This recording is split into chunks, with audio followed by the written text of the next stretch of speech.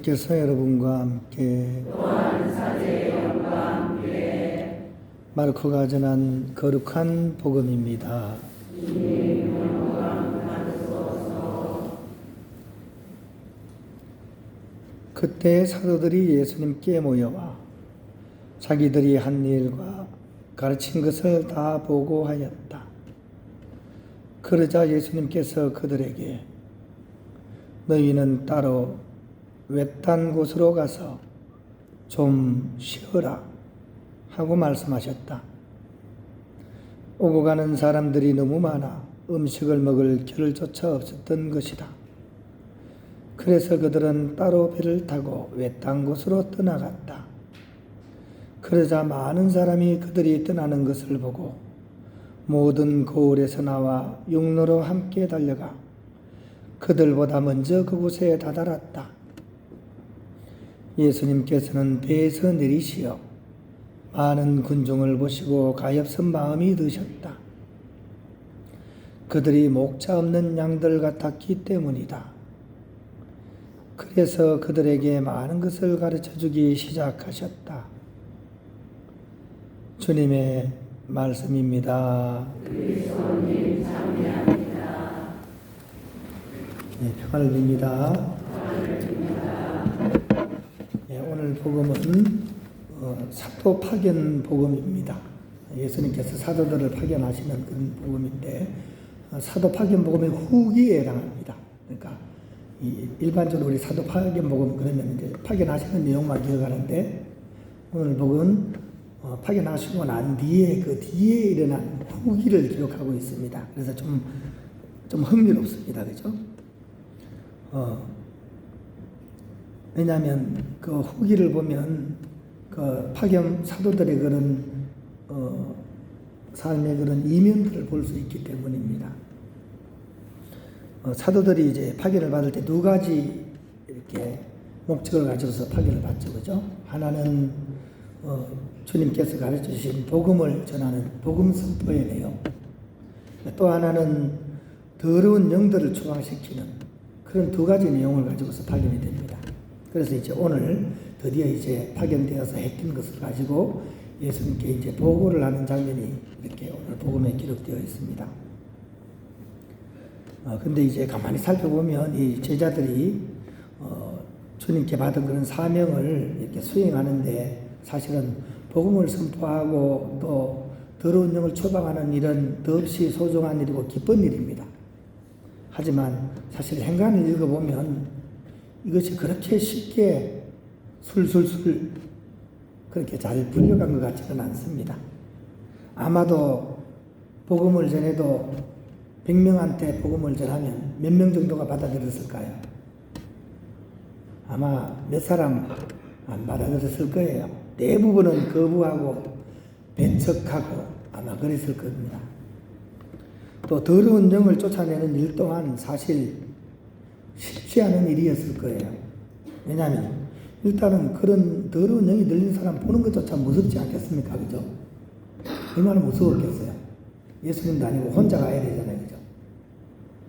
또 그 더러운 영 들린 그 영이 그렇게 쉽게 나가는 존재가 아니죠. 그죠?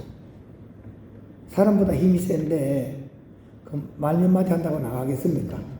그러니까 저항도 하고 반발도 하고 또 심지어 공격도 당하고 또 저주의 말까지 온통 들었어야 될 거예요. 그걸 다 감당하고서 이 영을 쫓아내야 되니까 얼마나 힘들었겠습니까?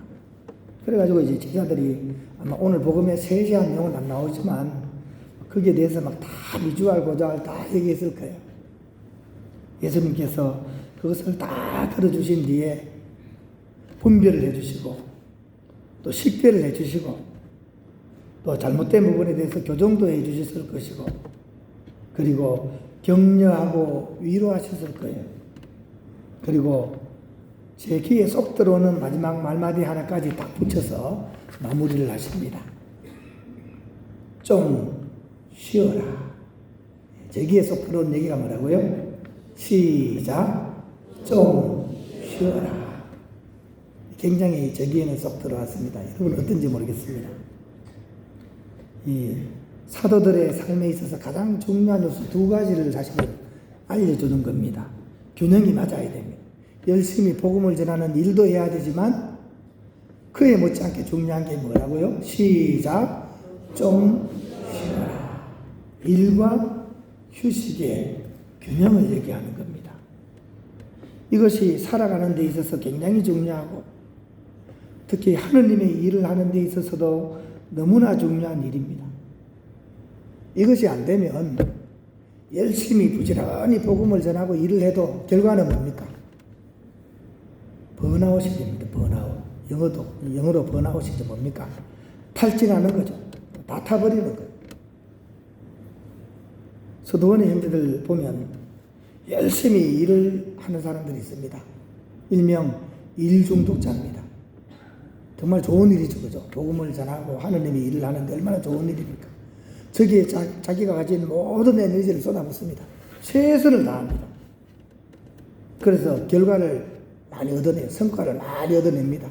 일반 사람은 하지도 못할 성과를 얻어냅니다. 그런데 결과는 그것 때문에 번아웃이 되어버립니다. 다 타버려요. 완전히 지쳐버려가지고 심지어 미사 거행도 못하는 형제들이 있습니다. 미사를 못 드립니다. 번아웃이 되면. 그러다 성서의 위기를 맞기도 합니다. 내가 왜 이쪽으로 왜 이런 선택을 하고 왔지? 나가는 사람도 있습니다. 일과 휴식의 균형이 안 맞으면 결국은 가장 안 좋은 결과가 벌어지게 되는 거죠. 제가 이렇게 큰 소리 칠 상황은 아니죠. 그죠? 목소리 보세요. 그죠? 저도 그런 측면에서 지난 한 주간 저 자신의 그런 현재를 잘 이렇게 진단해 본 한 주였다는 생각이 듭니다. 저도 욕심이 많아가지고 이것저것 손대는 게 많다 보니까 늘 바빠요. 24시간이 모자라요. 잠도 막 줄여서 자고 막 그렇습니다. 그러다 보니까 이렇게 쉬는 것에 너무나 인색하게 됩니다. 지난주에 왜 이렇게 목소리가 이래 됐냐면 머그컵을 만들었어요. 막 불에 구워서 만들거든요.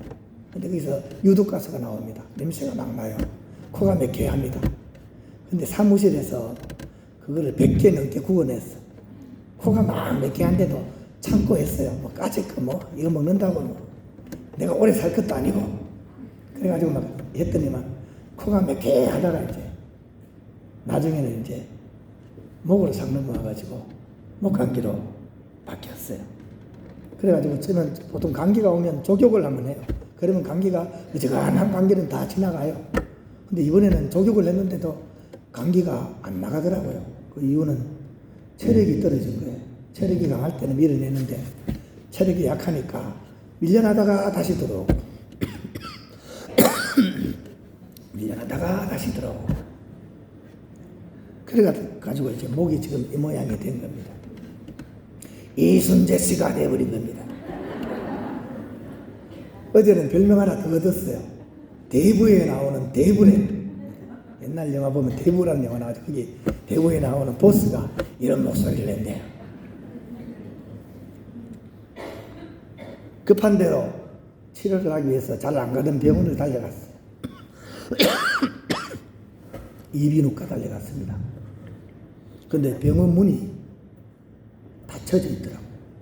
간판도 없어졌어. 제가 자주 가는 병원인데. 알고 보니까 그 병원 운영하시는 원장님이 큰 병이 드셔가지고 병원을 접은 거예요. 병은 예외가 없습니다. 그죠? 의사 선생님도 어떻게 할 수가 없어요. 아무리 열심히 부지런히 해도 어김없이 그죠? 피해갈 수가 없습니다. 그죠? 그래가지고 이제 병원에서 딴 병원을 갔어요. 그래서 이제 이비인후과로 못 가고 그 소아과로 가서 거기서도 병 치료하거든요. 소아과에 가서 이제 진료를 하고 이제 약을 타왔습니다. 그래서 이제 한동안 일을 좀 줄이고 또 많이 자고 또 제 소식을 어떻게 들은지 형님이 문자를 보내왔어요. 그렇게 코 감기 목 감기 때는 소금물로 가 그러잖아. 그래서 소금물 해봤더니 효과가 있네요. 그죠? 소금물이 효과가 있네요. 그죠? 이 병균이 남아있는 상태에서는 아무리 기다려도 자라났으니까 소금물로 소독을 하니까 많이 좋아지고 있습니다. 그죠? 그나마 빠른 회복 중에 있습니다. 그래서 저한테는 좀 쉬어라 하는 말씀이 그렇게 와닿는 겁니다. 입으로만 건강하세요. 건강이 최고입니다. 우리 많이 그러잖아요. 그죠? 이거 입으로만 주워 섬기다가 자기 몸 관리를 못하면 안 되겠죠. 그죠? 스스로 몸 관리를 이렇게 해야 됩니다. 이게 얼마나 중요한지를 우리가 깨닫고 일과 휴식의 균형, 이것을 잘 살아갈 수 있어야 됩니다.